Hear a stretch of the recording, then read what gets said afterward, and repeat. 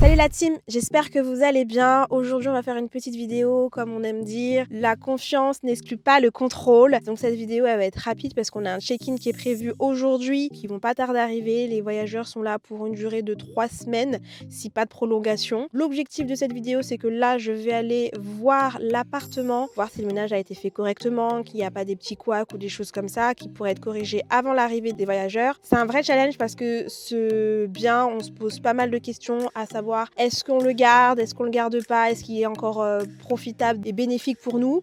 Et du coup, on mise vraiment sur toute la qualité, l'expérience, surtout l'accueil des voyageurs pour que les notes puissent remonter et qu'ils puissent revenir au top des réservations comme au début parce qu'il y a eu pas mal de problématiques dans cet appartement. Donc, let's go pour aller vérifier ça tout de suite. Donc là, tu vois, je suis devant la porte. Il fait très froid, je crois qu'il fait moins ou -2. Maintenant, je te montre comment ça va se passer, l'ouverture, etc. Je suis vraiment devant la porte. C'est un accès qui donne côté rue. Donc là, on est devant la porte. Donc on a notre système de sécurité de boîte à clé classique et un système avec une keypad Nuki. Donc moi, vu que je suis déjà enregistrée, j'ai juste à mettre mon empreinte du doigt. Nous voici dans l'appartement. Donc je vais vraiment essayer de faire une vidéo qui va vraiment être pratique pour vous pour voir le check-in, check-out, avant, après.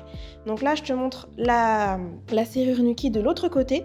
Donc si on n'a pas la keypad, très franchement, on ne voit pas du tout qu'il y a un système de serrure connectée. Donc ça, c'est ce qui est avantageux. Et on parlera juste après des avantages et des inconvénients de ce système que depuis qu'on l'a installé, j'ai pu constater et remarquer à travers les observations aussi des voyageurs. Donc ça, on en parlera après. Mais là, on va observer le ménage. Ça sent bon. Donc déjà, ça, je suis très contente. On ne le voit pas forcément, mais ça sent bon, forcément une odeur, on peut le voir. Ça m'a l'air bien rangé, bien propre. Bon, là on peut voir qu'il y a l'espace canapé salon que je trouve un peu bof, c'est qu'il n'y a pas la table. La table elle est mise ici, bon, pourquoi pas. Mais je vais quand même mettre une table au milieu parce que je trouve que ça fait un peu choquant. Je sais pas ce que vous en pensez, hein, ça change pas de masse, mais je trouve que ça fait quand même son petit effet. Donc là, canapé, ce qu'il faut toujours vérifier, hein, c'est que le canapé, celui-ci, je pense que très bientôt, on va le changer parce que il commence à il est très beau, mais il commence à être un peu fatigué. Donc là, on va regarder un petit peu. Je pense qu'il a été... Voilà, vous voyez ce que je vous dis?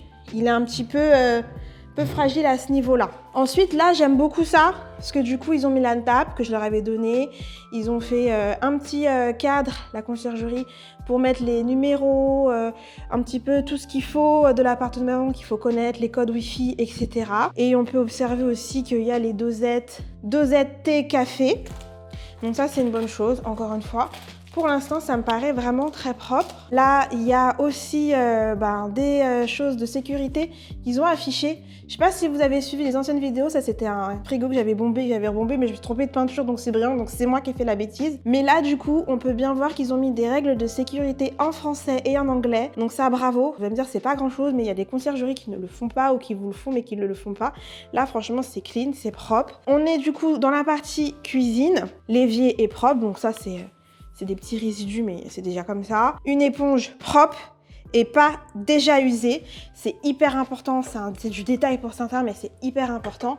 Un liquide vaisselle, bon, on pourrait le mettre dans un truc un peu plus esthétique, mais en tout cas, il est propre, il est neuf, il y a de quoi faire. Là, il y a un petit peu de produits ménagers pour ranger. Là, on a de la vaisselle, hein. On a quand même une capacité de 6 personnes, donc il faut quand même avoir de la vaisselle et aussi des condiments. Alors là, on pourrait dire, ouais, c'est un peu bizarre, mais je pense qu'en fait que c'est le filtre qu'il faudra peut-être changer, donc je ferai des photos et je leur montrerai. Mais a priori, pour moi, là, franchement, regardez le micro-ondes, tout brille, tout est propre. Donc habituellement, j'ai toujours un truc à dire.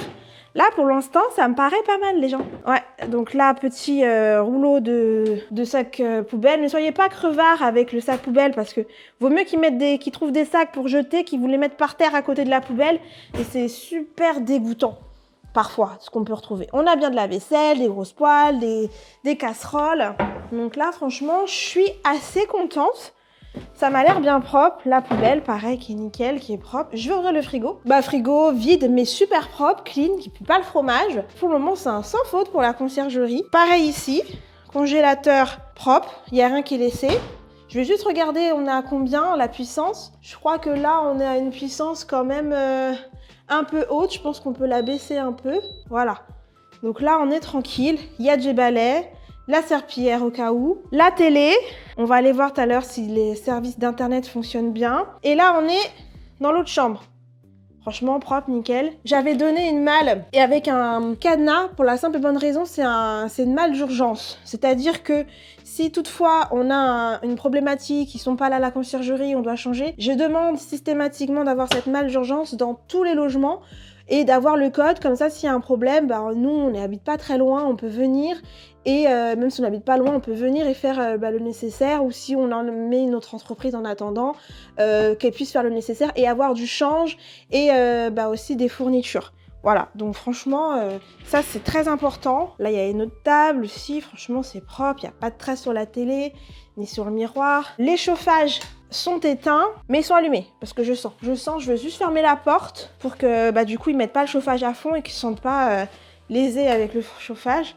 Donc juste, je vais fermer pour que la chaleur reste. Alors la salle d'eau, pareil, il y a quelques traces sur le miroir, mais bon, c'est pas... Vous voyez, c'est un peu flou, mais c'est propre, hein. Franchement, c'est très très propre. Je ne vois pas les serviettes, je vais regarder dans l'autre chambre, mais pour l'instant, sauf erreur, je n'ai pas vu. On voit bien qu'il y a aussi de quoi nettoyer pour commencer, hein. On en met un généralement entre 1 et 2. Les tiroirs, pareil, je vérifie. Il y a même, je mets également aussi un kit de pansement, de choses au cas où. Pareil pour se laver les mains. Les placards sont impeccs. WC, impec. Je vous dis, c'est vraiment rapidos parce que les clients ne vont pas tarder à venir.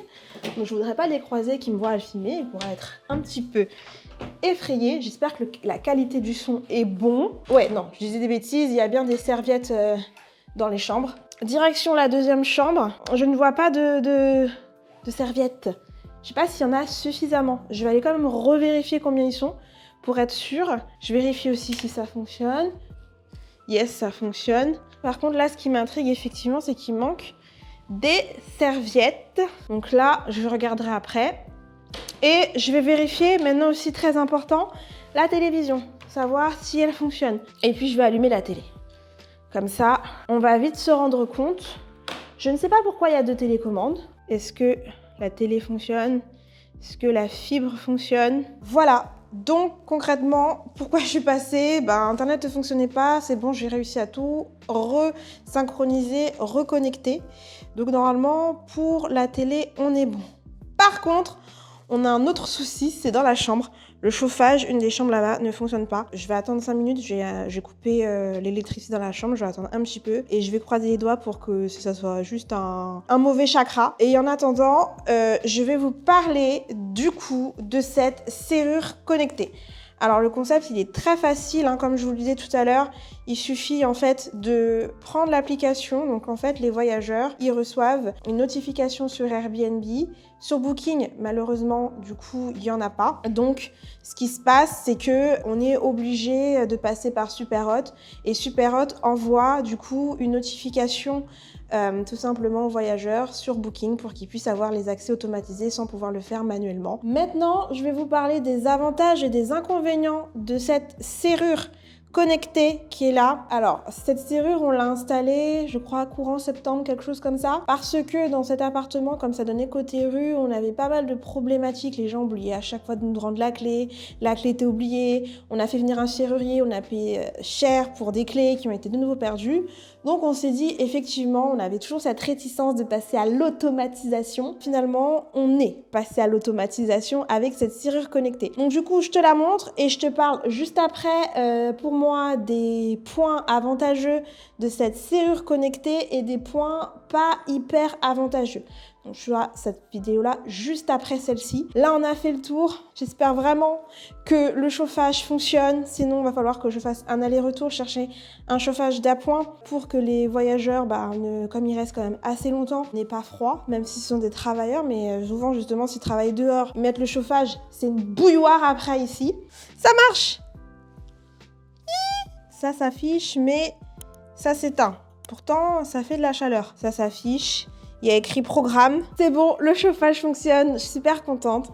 Je vous explique du coup les avantages et les inconvénients de cette serrure Niki. Donc, je vous dis à tout de suite.